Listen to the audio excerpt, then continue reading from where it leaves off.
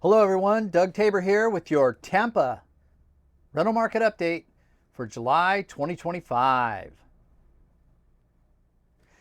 Tampa Bay, home of the Lightning, the Bucks, and possibly the world's slowest commute times.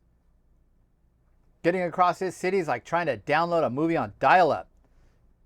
Man, I spent a lot of time on the freeways here. But more importantly for you, it's one of the fastest growing metros in the country. And when I say fast, I mean Florida fast, like a retiree in a golf cart chasing an early bird lunch special. And here's the kicker, no state income tax. That's right, in Florida, your return does not get mugged on April 15th. I love that about Florida. Let's talk about employment and the economy. Tampa's job engine is running hot, hot, hot. Unemployment is sitting at a low 3.9%. I was able to find over 52,000 job openings on Indeed. Hey, it's Doug Tabor, Ccim, multifamily broker and host of the Rental Market Update. If you're like many of my clients who've owned rental properties and apartment buildings for 5, 10, 15, 20 years, you're most likely tired. Maybe you're tired of the tenants. Maybe you're tired of the telephone calls, the toilets, the turnover, the terrible teas. We've heard it many times before. And what you're looking for is maybe a little more time off, a little more travel, a little more tranquility. That's why we've created the new webinar, Mastering the Exit.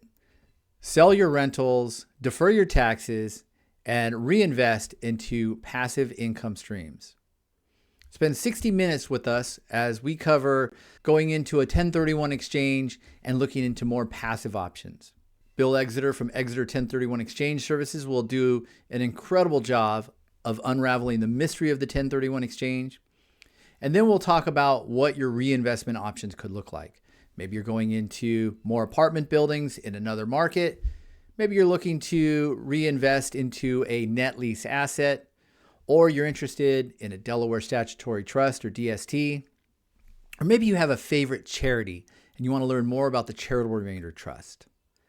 Take the hour, register for this free webinar, and learn more about what your options are so you can get away from the terrible T's and focus more on the terrific T's. I'm Doug Tabor. We look forward to seeing you there.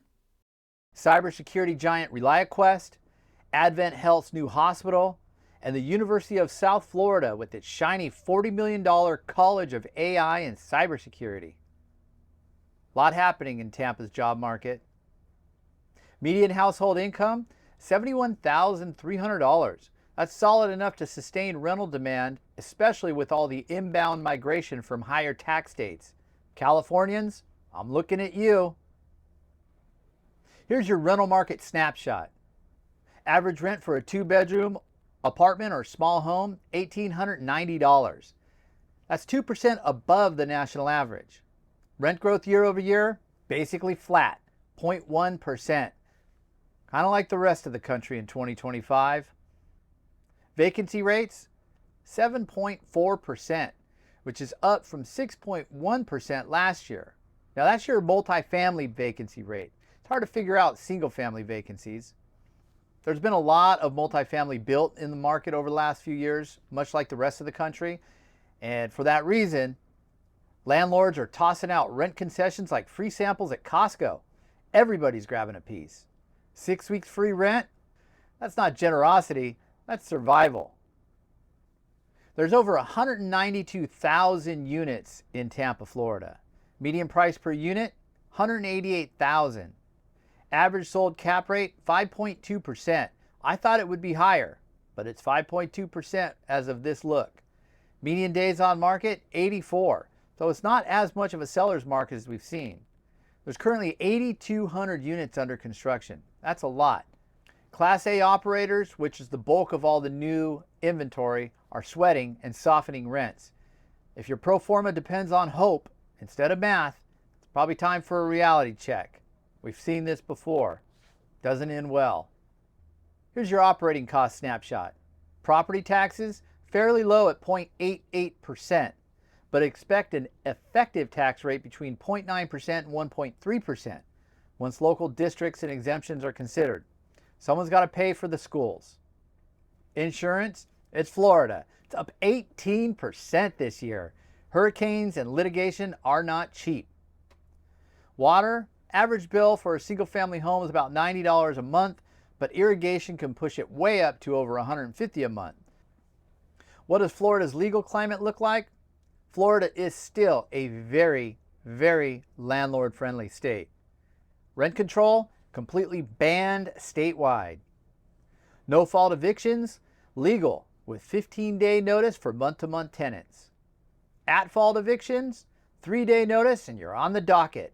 As I like to say, bad tenants don't improve, they need to move.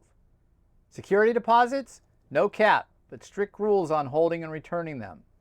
Again, Florida is a very landlord-friendly state. So what's the landlord and tenant sentiment like?